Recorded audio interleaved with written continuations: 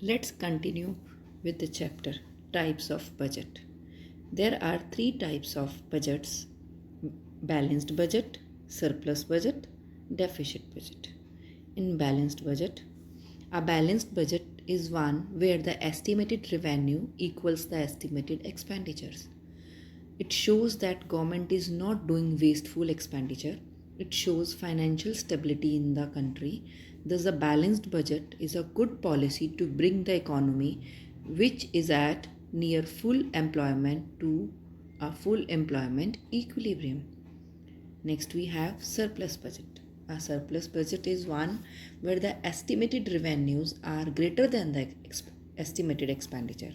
Listen, estimated revenues are greater than the estimated expenditure. It will lower the level of aggregate demand in the economy, which is considered good way to check inflation that arises due to the situation of excess demand. We studied about inflation or excess demand, problem of excess demand. To overcome the problem of excess demand, surplus budget is working.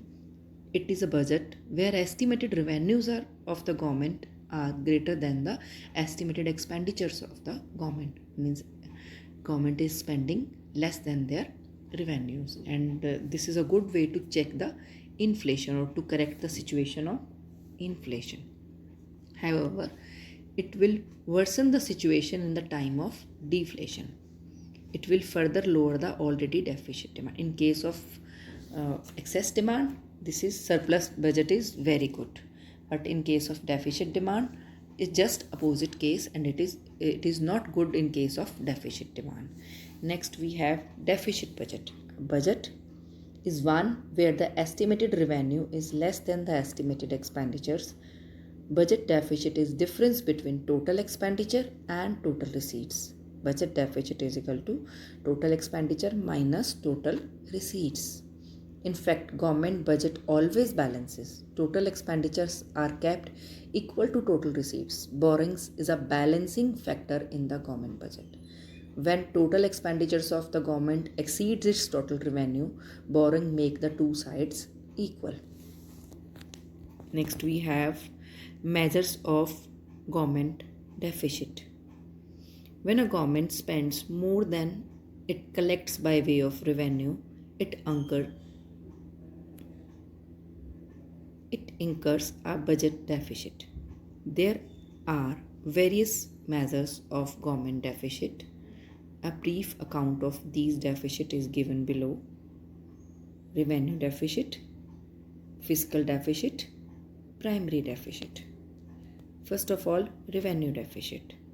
The revenue deficit refers to the excess of government revenue expenditure over revenue receipts. It includes only those transactions that affect the current income and expenditure of the government.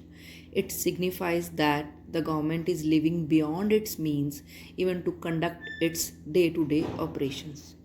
Revenue deficit is equal to total revenue expenditure minus total revenue receipts.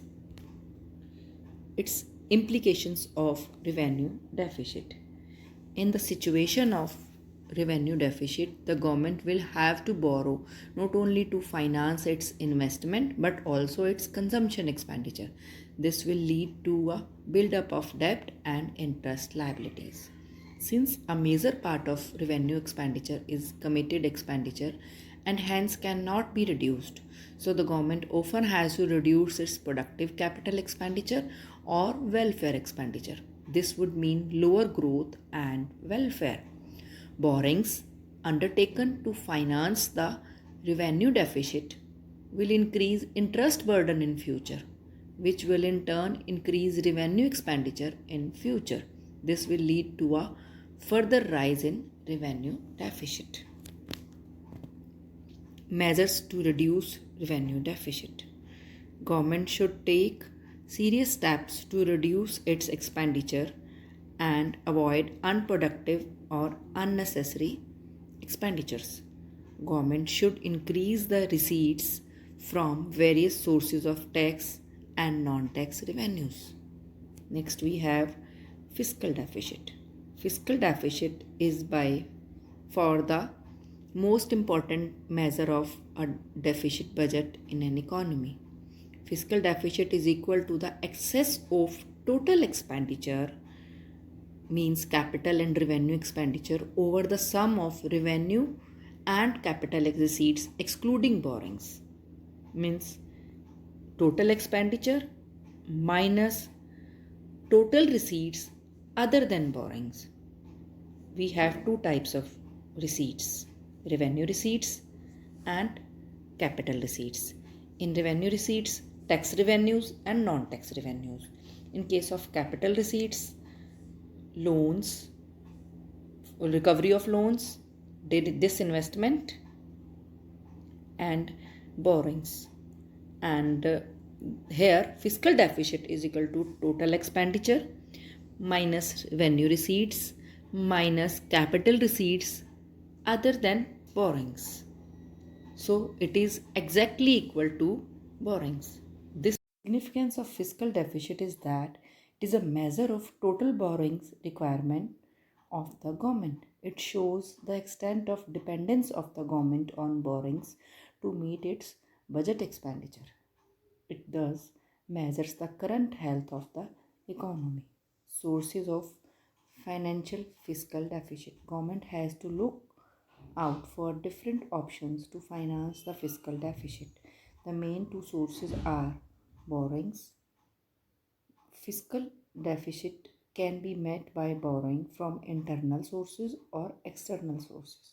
Second one is deficit financing. Government may borrow from RBI against its securities to meet the fiscal deficit.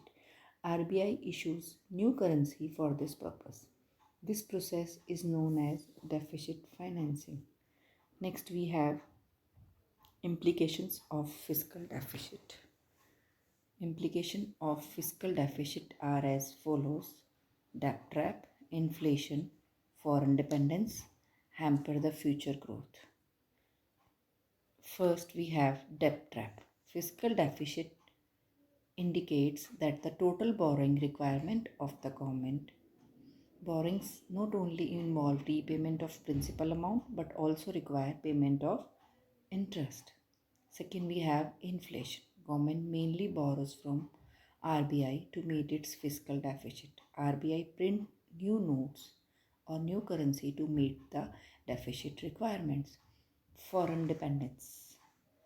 Government also borrows from rest of the world to meet its deficit needs. It increases dependence on other countries. Foreign borrowings often follow economic and political interference by the lender countries. Hamper the future growth.